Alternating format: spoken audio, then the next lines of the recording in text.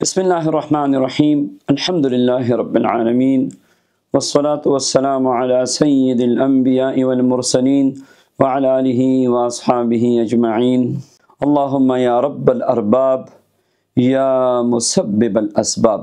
پڑھیے میرے ساتھ، اللہم یا رب الارباب یا مسبب الاسباب۔ کتنی پیاری دعا ہے۔ اے دنیا میں جتنے بھی لوگوں نے اپنے لیے جھوٹے رب بنائے ہیں، یا اللہ ان سب کے رب بھی تو ہے، مسبب الاسباب، اور اسباب کا پیدا کرنے والا بھی تو ہی ہے۔ یہ دست غیب کا بھی وظیفہ ہے۔ دست غیب اس کو کہتے ہیں کہ اللہ تبارک و تعالی غیب سے رزق کا دروازہ کھول دیتا ہے۔ کسی بھی ذریعے سے اللہ تبارک و تعالی بندے کی مدد فرماتے ہیں۔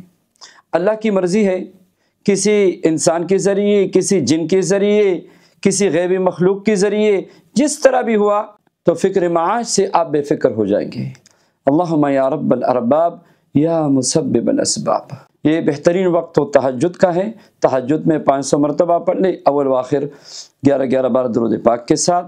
دن کو بھی کسی وقت اس کو پڑھ سکتے ہیں۔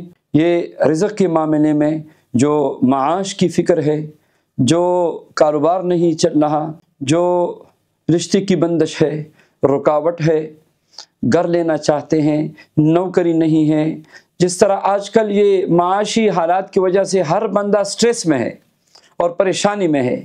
کیا کروں؟ کون سا کاروبار کروں؟ جس کام میں بھی ہاتھ ڈالتا ہوں ناکامی ہوتی ہے، جو بھی محنت کرتا ہوں ضائع ہوتا ہے۔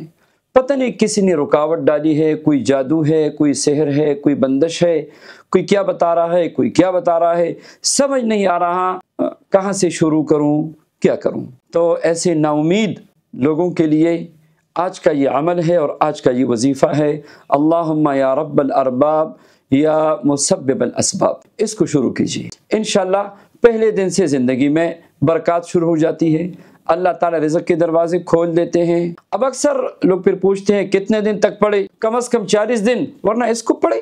جب ایک وظیفے سے آپ کو برکات شروع ہو گئی، اس کے برکات آپ نے دیکھ لی، پھر پڑھیں، اس کو جاری رکھیں، اس کو زندگی کا معمول بنائیں۔ اور پھر بھی آپ کے لیے مشکلیں ہیں تو میرا تو مشورہ ہے کہ 3 چلے تک تو ضرور اس کو 500 مرتبہ پڑھیں، یعنی 4 مہینے۔ اس کے بعد بے شک اس کو 100 پہ لے آئیں، روزانہ 100 مرتبہ پڑھا کریں، انشاءاللہ رزق کے دروازے کھلیں گے اور راستے کھلیں گے اور فتوحات شروع ہو جائے گی، اور بندشیں اور رکاوٹیں ریت کی دیوار کی طرح انشاءاللہ یہ ساری ختم ہو جائے گی۔